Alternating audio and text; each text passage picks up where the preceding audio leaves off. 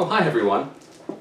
My name is Brandon Fox, and I am the Corporate Safety Director for Total Transportation. COVID-19 has dramatically changed society and how we interact with others. I hope you and your family have remained healthy, and I wish for a quick recovery for those who haven't been as fortunate. In this video, I'm going to discuss safety tips covering personal hygiene, social distancing, personal protective equipment, as well as new policies and procedures put in place to maximize your safety and health while minimizing the risk of exposure. Prior to reporting to work, all employees must take their temperature. If your temperature is 100.4 degrees or higher, you will not be able to report to work because this is considered a fever and one of the symptoms of COVID-19. You should contact your supervisor and let them know that you cannot report to work due to a fever. Now, prior to clocking in, all employees must complete a self-health assessment consisting of 3 yes or no questions. This assessment will be conducted verbally at check-in, at the dispatch window, over the phone, or with your supervisor. Here are the questions. Number 1. In the past 14 days, have you traveled to any of the restricted states? Number 2. Have you tested positively or experienced any symptoms of COVID-19 in the past 14 days? And number 3, to the best of your knowledge, have you been in close proximity with someone who has tested positive or had signs or symptoms of COVID-19 in the past 14 days?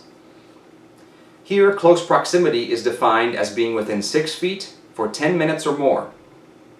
If the answer is yes to any of these questions, you will not be permitted to clock in for the day, and you'll be instructed to follow CDC guidelines before returning to work. This health assessment is also required for all vendors, guests, applicants, and new trainees. Now, once inside, you'll notice that each office and check-in station has been upgraded or reconfigured to maximize safety and distance. Hand sanitizer stations have been installed throughout each building and are available at each clock-in station. New signage has been posted on the floors and walls for social distancing reminders and limitations on room occupancy. Each office, restroom, and communal equipment, like copiers and doorknobs, will be disinfected at least every 24 hours, in addition to whatever the office staff may clean throughout the day. All the vehicles in our fleet will be cleaned and disinfected daily. Additionally, high contact areas like stairwells, handrails, steering wheels, and other commonly touched areas must be disinfected after your morning route, during your split, or approximately halfway through your workday. In addition to a daily disinfection, each vehicle will receive a preventative treatment using electrostatic technology every 2 weeks. This treatment, when dry, creates microscopic spikes that kill viruses like the flu, common cold, and COVID-19 on contact. Vehicle capacities and passenger spacing will be determined based on the size of the vehicle, CDC guidelines, and any other specific guidelines governing your area of work. And finally, when the outside temperature is above 45 degrees and it is safe to do so, the windows and roof hatches may be vented to provide circulation in your vehicle. Now, this is in addition to heat and air conditioner that you may be running. And please remember to close the roof hatches and the windows when you get off the bus. Now let's move on to some tips and highlights. First up, personal hygiene. Avoid touching your eyes, nose, and mouth. Or really, just avoid touching your face. Collectively, the eyes, nose, and mouth are known as mucous membranes, and they provide the most common route of entry for many illnesses, including the common cold, the flu, and COVID-19. Wash your hands. This is the easiest and one of the most effective activities that you can do to combat personal illness and the spread of germs. Now, each time you wash your hands, use soap and warm water for at least 20 seconds while scrubbing your palms, the back of your hands, between your fingers, and under your nails. If you have trouble keeping track of time, try humming Happy Birthday twice before rinsing. If soap and water are not readily available, an alcohol-based hand sanitizer is appropriate. But a word of caution. Here are a few things to keep in mind when using an alcohol-based hand sanitizer. First, the CDC says that hand sanitizer should be at least 60% alcohol in order to be effective against COVID-19. Second, with any alcohol-based item, the higher the alcohol content, the more hazardous it becomes. For example, a 90% alcohol hand sanitizer would tremendously dry out your hands and would be more flammable. Finally, don't leave bottles or containers of hand sanitizer near a heat source or in a hot car.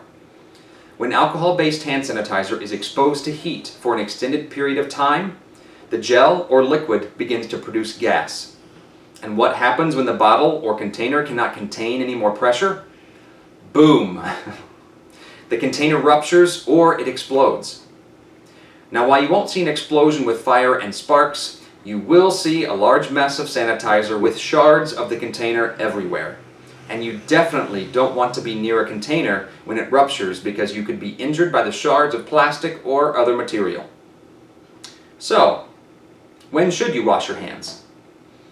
Here's some examples. Before, during, and after preparing food. Before eating. After using the restroom. After blowing your nose, coughing, or sneezing. After removing your gloves. Here are some additional examples while at work. Before and after work shifts. Before and after work breaks. After entering a building from being outside for any length of time. After touching common items like light switches, doorknobs, handrails, and copy machines. After putting on, after touching, and before and after removing your face covering. Again, this list is not all-encompassing, but those are some common situations. Social distancing. Now, this is a term many of us probably hadn't heard of before this pandemic, but what does it actually mean?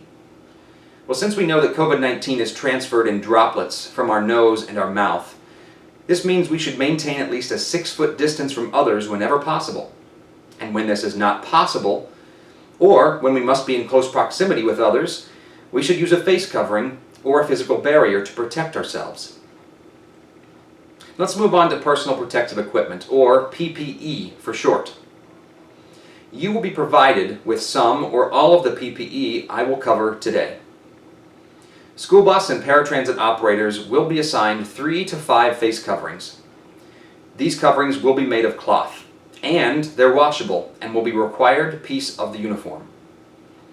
School bus monitors will be given a face shield, a surgical mask, gloves, and an optional gown to cover your clothing. Office personnel will have access to gloves and face masks. All staff and employees must wear a face covering when in close proximity with other staff, with passengers, or students. Now, there are many types of face coverings on the market today, and here are some examples that will help protect you both on and off the job. First, cloth masks. These are some of the most popular today, and they can be purchased or made with 1 or 2 layers, and some even have a pocket for a filter insert. These are also washable. The second are bandanas, and when folded, these can provide 2 layers of protection as long as they're secured and covered both your nose and your mouth. And they're also washable. Third are surgical masks. These are also one of the most common items, but they should be discarded after 1 day of use. Finally are respirators, like the N95 or the KN95. These provide a tight seal around your nose and your mouth if worn appropriately. Now, what does that mean? Well, if you have facial hair, you will need to get rid of it before using one of these coverings if you want to have the protection they are designed to provide. These can be reused if disinfected appropriately. Now, gloves. They come in a wide variety of materials, with the most common being latex. And these are usually white or cream in color. Now, unfortunately, many people have an allergy to latex, which makes these types of gloves unviable. We will also provide nitrile gloves, which will either be blue, purple, or black. There are also vinyl gloves, which can be black or yellow and are commonly found with household cleaning supplies under your sink. Now I want to briefly talk about a misconception regarding gloves. Please don't fall into a false sense of security because you're wearing gloves. They only provide as much protection as the person wearing them allows. So think about this. We wear gloves to touch things that we don't want to touch with our bare hands, like shopping carts or doorknobs, gas pumps, and ATMs. Our hands stay clean while the gloves become dirty. So my question to you, do you touch your face or face coverings while wearing your gloves? Do you wash your gloves like you wash your hands? Gloves don't kill germs on contact. They're only as protective as the individuals wearing them. So you need to wash your gloves just as often as you would wash your hands. Alright, moving on to face shields. Now these are useful to provide full face protection. Now for maximum protection, they should be used with a surgical or other type of mask. I highly recommend that all monitors that wear face shields start when the first student boards until the last student disembarks. Now these face shields will last for as long as the user takes care of them, and they can be disinfected very simply. Another piece of helpful PPE is a cloth gown. This specific type of equipment is optional, but it is available if you'd like to protect your clothing while on board a vehicle. These can also be disinfected using sprays or soaked in a soap and water solution for 15 to 20 minutes. It's not recommended that these gowns are put in the washing machine or the dryer. Lastly, here's a video demonstrating what happens when someone sneezes or coughs with and without a mask. You'll notice the masks shown in the video are a 1-layer cloth mask, a 2-layer cloth mask, and a surgical mask.